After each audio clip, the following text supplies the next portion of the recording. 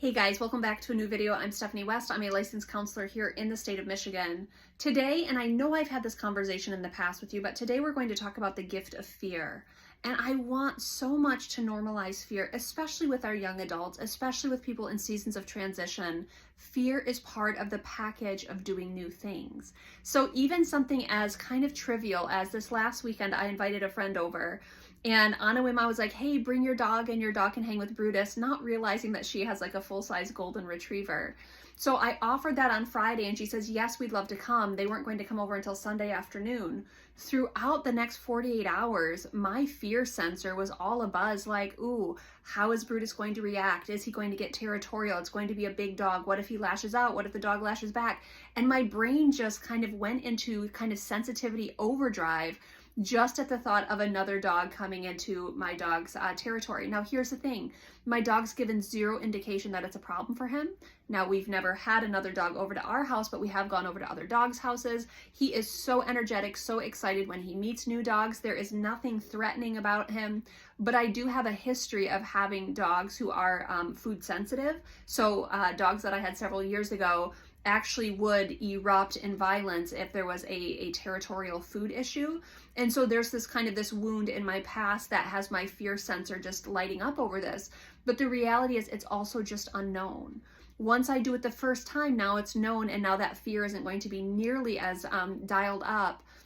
But it's going to be normal to have fear in any new experience, even if it's something as trivial as having a dog over to my house. Fear does not tell us anything outside of Steph, be alert, these are the things that could be true. Now, fear lives in our amygdala. It's in that crisis center in our brain, and that's kind of where the fight or flight hangs out. Your job is to not let fear go unchallenged. Your job is to hold it and to ask questions about it. Number one, is this true? Whatever the fear is this likely? Is this possible? Now, we've talked in the past, anxiety will muddy the waters because it takes something that's possible and starts indicating that it's probable. And it's a tiny little vocabulary shift, but that tiny shift sends our fear sensor kind of into overdrive. And so is it possible that a dog comes over and my dog goes toe to toe with it? Absolutely, that is possible. My historical experience also lets me know that that's possible. Is it probable? Based on all of the experiences I've had with Brutus so far, it is very unlikely. He's excited, he's curious, he's actually very gentle, he's very inquisitive. I don't think he would get into a skirmish even if there was kind of, a territorial issue that flares up. But my brain might say it's probable, my fear center says it's probable. I need to go from my amygdala into my prefrontal cortex and say, Steph, is this likely? Is it possible? Yes. Is it probable? Well, not really, based on the evidence that we have. But to challenge your fear, you have to ask it questions. You do not let fear be autopiloted and, stymie any type of decision making. You feel the fear, you hear what your brain is saying, and then you start asking questions. Is this true? Is this likely? Is it possible? Maybe. If the worst case scenario happened, what would I do then? Now I go into kind of problem solving mode. But fear is just an indicator that we need to be kind of aware of what we're stepping into.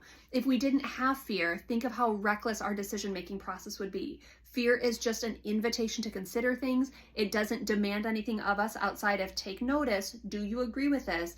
And then do you have the resources to deal with something if it goes sideways? So I just want to invite you to think about that. If you're going into something new and there's fear afoot, of course there's fear afoot. If you're going into something where someone's making decisions on your behalf and you're feeling frustrated about that, might you be also fearful? Of course, fear might be afoot. New situations, new dynamics, new invitations, they're scary. Good, neutral, or bad, change can be scary. Fear is often a part of that package. Let's normalize it and then let's hold it for a minute and say, okay, now that my brain is warning me about something, do I agree with it? Do I disagree with it? Am I resourced to deal with it if something goes wrong here?